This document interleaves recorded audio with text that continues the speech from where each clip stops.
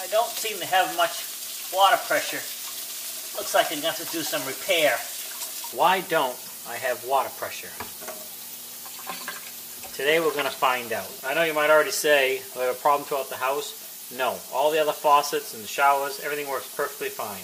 Yes, I've already pulled off the filter here to make sure that was fine as well. So we're going to have to dig in a little bit deeper to find out why we have no water pressure here in our kitchen. So the first thing I am going to do is I am going to go ahead and pull the filter thing off again and check that to make sure there's no issues.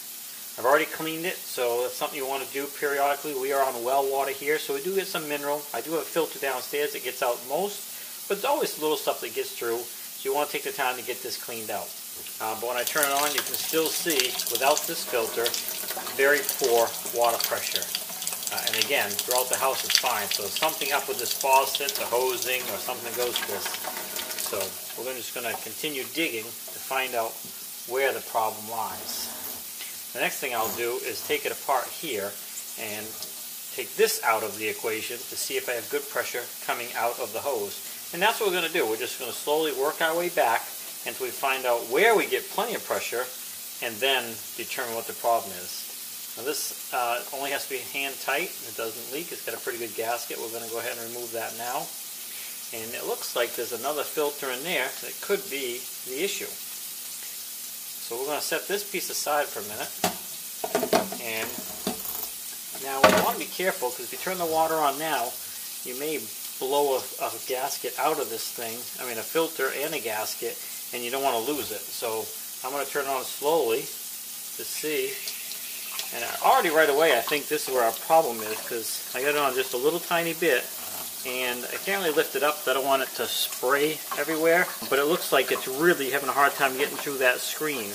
So we're going to go ahead and just shut it back off. I might turn it up a little bit more here. Yeah, it's definitely coming through there a little bit odd. So we're going to check into that a little bit. But it seems like we're getting more water here. So I don't think we're going to have to go back any further. The problem may very well be inside this unit here. So we might have to dig into this a little bit more.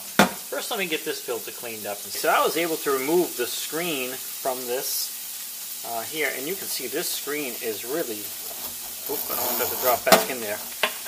This screen, I mean I can still get it out, but it'd just be a pain. It's got a lot of sediment on it. I don't know how well it's going to come in on the camera, but it's definitely, I mean I can feel it. I just rubbed my finger and got all kinds of sand in my hand. So we're going to go ahead and set that aside so I don't lose it. I'm going to turn the water on again because I can see a lot of buildup in here as well. Let me see if I can get some light on that. Hopefully you can see that. There is definitely some buildup in there. So I'm going to go ahead and turn it on like I said, see if we can get some of that to rinse out. And again, I want to be careful. I don't want to go full bore with it because we don't want to lose anything. I don't think there's anything else in there to worry about at this point. I'm going to put it on really slowly. So we're getting a nice, good, solid stream here. And I barely have the water turned on. And I bet if I turn it on full bore, we're going to get plenty of water. Just don't want to spray it there. Oh yeah, we've definitely got some pressure coming out of that now. So, with that said, we know the problem is with this filter, most likely. So I'm going to go ahead and get that rinsed off like I said. Get that rinsed. Again, be careful not to do it directly over your drain so you don't lose it down inside there. There's a lot of sediment on this thing. You want to try to push it back through the way it collected on that. You don't want to try to push it through the filter. You want to try to push it off the back side.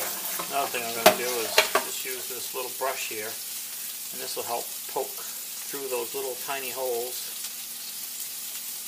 and push that dirt back off the back side of this filter. That sizzling you hear in the background is burgers cooking. Again, be very careful turning this thing on because I just have a feeling this thing could go shooting on you everywhere. Alright, I got a lot of the sediment off. I'm going to go ahead and put it back together real quick and see if that's made a difference because it was really bad. Again, you don't want to over tighten this. You want it snug, you want it tight, but you don't have to crank it down. It's one thing you want to be careful of. Now I'm going to turn it on without the last filter here for a second. Seems like there's more water coming out of there than there was before. Let's go ahead and replace this real quick and see It's at least a little bit better if we're making any progress.